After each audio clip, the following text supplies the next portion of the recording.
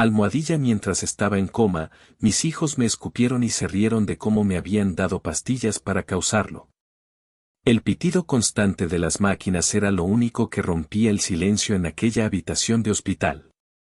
Mi cuerpo yacía inmóvil sobre la cama, conectado a tubos y cables que monitoreaban cada aspecto de mi existencia reducida.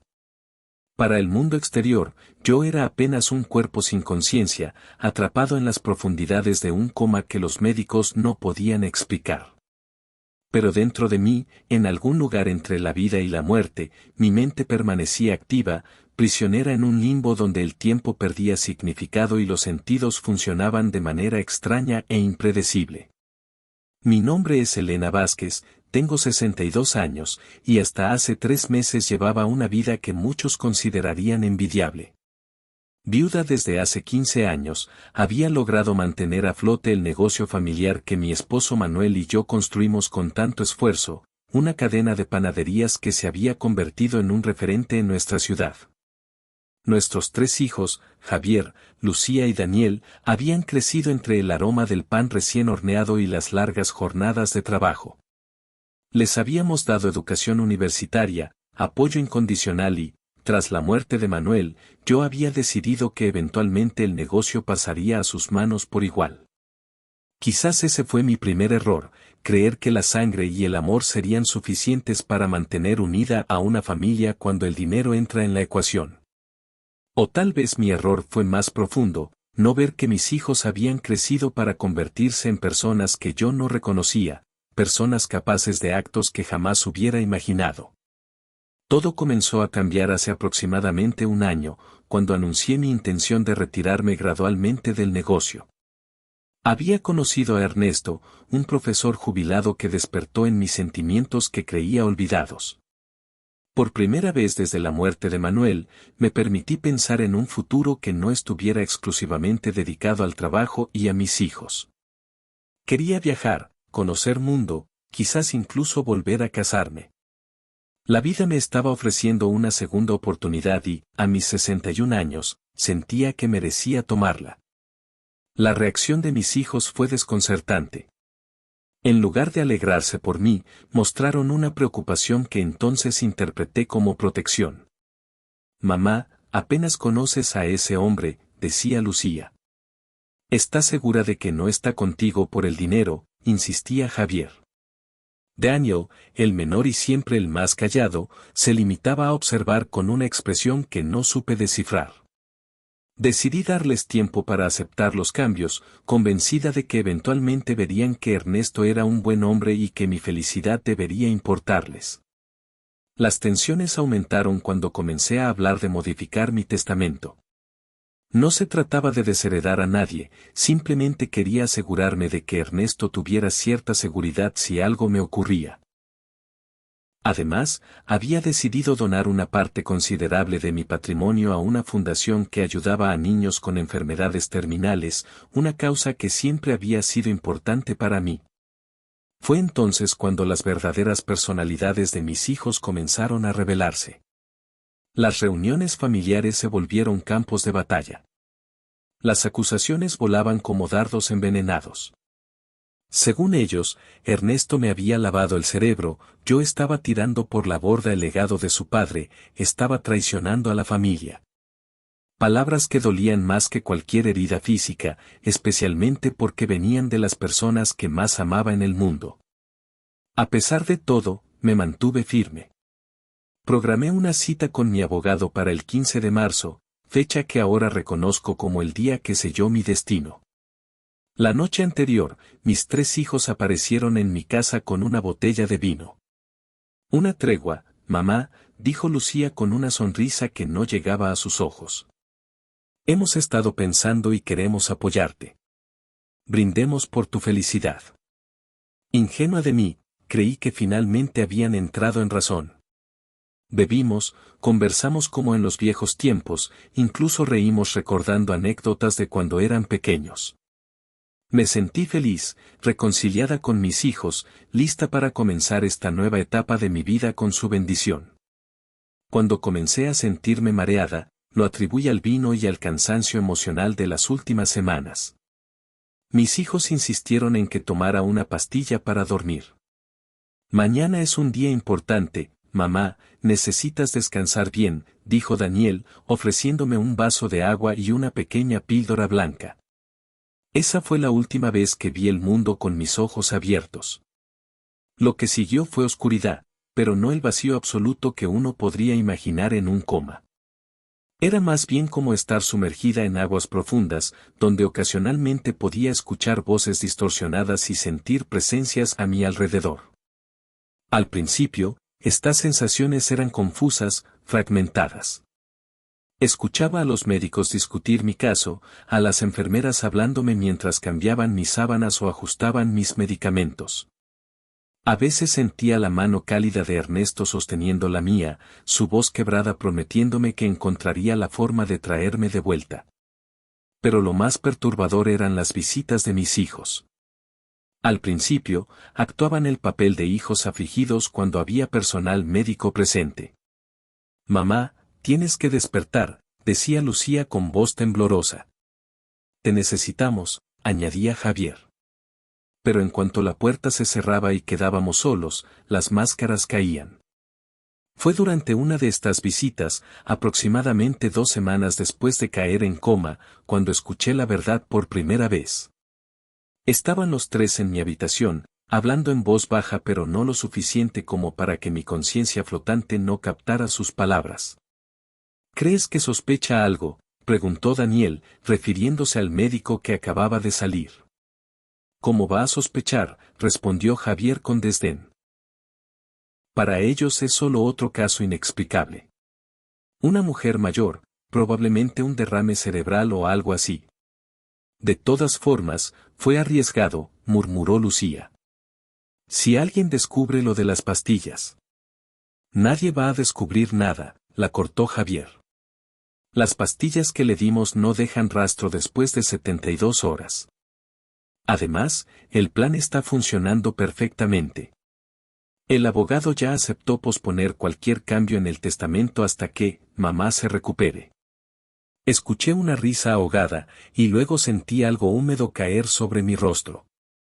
Me habían escupido.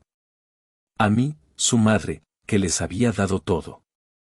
Mírala ahí, creyendo que podía desheredarnos por ese viejo patético, dijo Daniel con una voz que no reconocí, cargada de desprecio. Todo lo que construyeron papá y ella nos pertenece. Es nuestro derecho. Y ahora solo tenemos que esperar, añadió Lucía. Los médicos ya han dicho que cuanto más tiempo pase, menos probabilidades hay de que despierte. Un par de meses más y podremos considerar la opción de dejarla ir con dignidad. Los tres rieron, un sonido que perforó mi alma más profundamente que cualquier dolor físico que hubiera experimentado.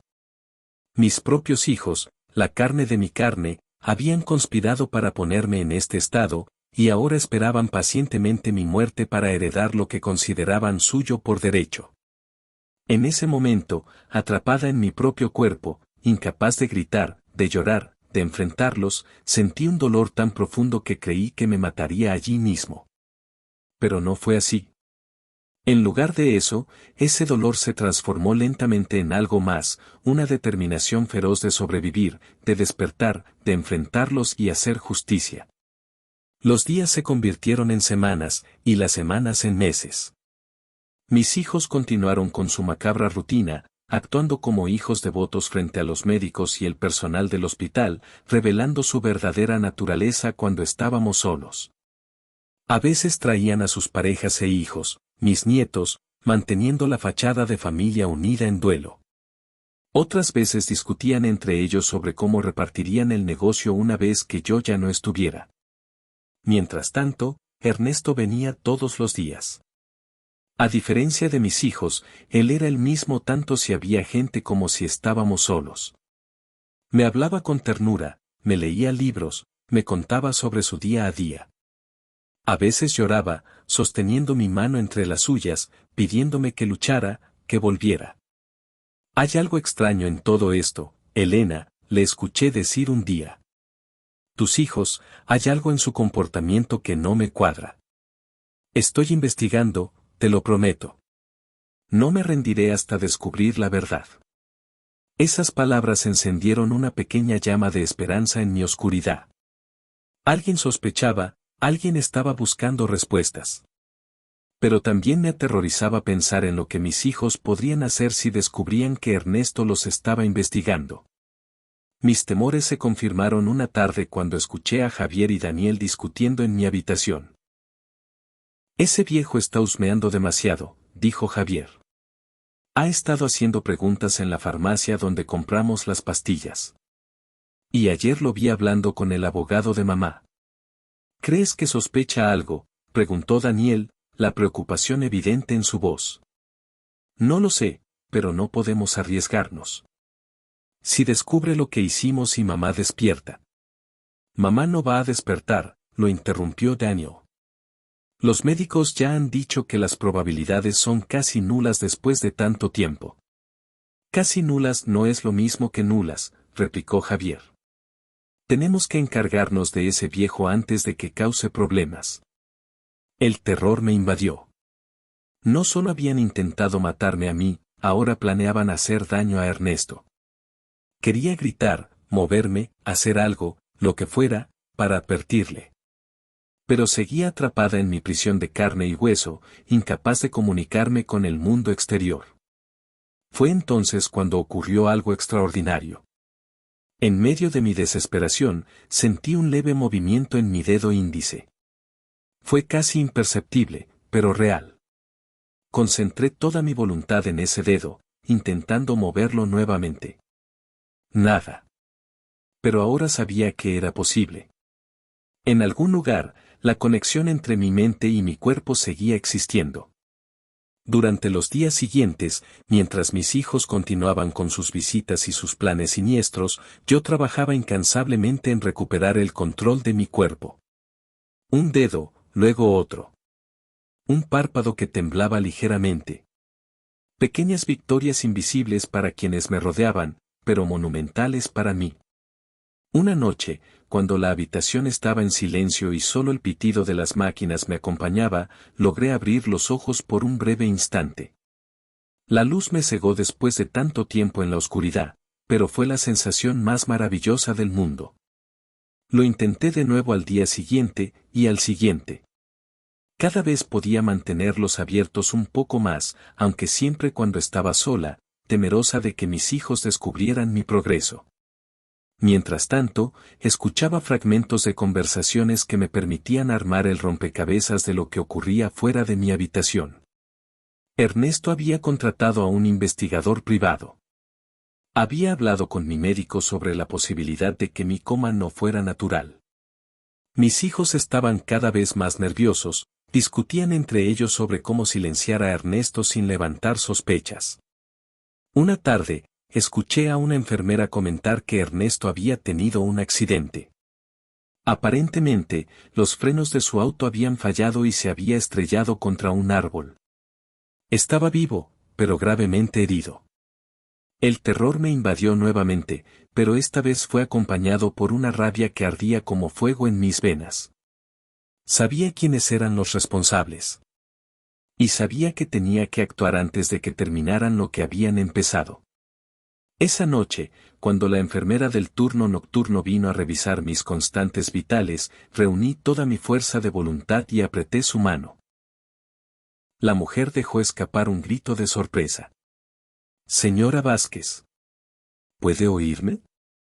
Si me entiende, apriete mi mano de nuevo. Lo hice, con toda la fuerza que pude reunir. Lo que siguió fue un torbellino de actividad. Médicos entrando y saliendo, pruebas, más pruebas. Mi despertar se consideró casi milagroso después de 3 meses en coma. Por supuesto, mis hijos fueron notificados inmediatamente. Llegaron al hospital con expresiones de alegría que no alcanzaban sus ojos, que reflejaban pánico puro. Mamá. Es un milagro, exclamó Lucía, tomando mi mano. Quise apartarla, pero mi cuerpo aún no respondía completamente a mis órdenes. Los dejaré solos con su madre, dijo el médico, sonriendo ante lo que percibía como una reunión familiar emotiva. Pero recuerden, está muy débil. no la agoten. En cuanto la puerta se cerró, las máscaras cayeron. Esto no puede estar pasando, murmuró Javier, pasándose una mano por el pelo. Se suponía que no despertarías nunca. ¿Qué recuerdas, mamá?, preguntó Daniel, inclinándose sobre mí con una mirada calculadora. ¿Recuerdas algo antes del coma? Decidí jugar mi carta con cuidado. Negué débilmente con la cabeza, fingiendo confusión. El alivio en sus rostros fue evidente. Creyeron que había funcionado, que no recordaba nada de lo que habían hecho. Comenzaron a hablar entre ellos como si yo no estuviera allí o no pudiera entenderlos. Esto cambia todo, dijo Lucía. Si se recupera completamente. No podemos permitirlo, la cortó Javier. Ya nos encargamos del viejo, pero si ella habla con el Juan.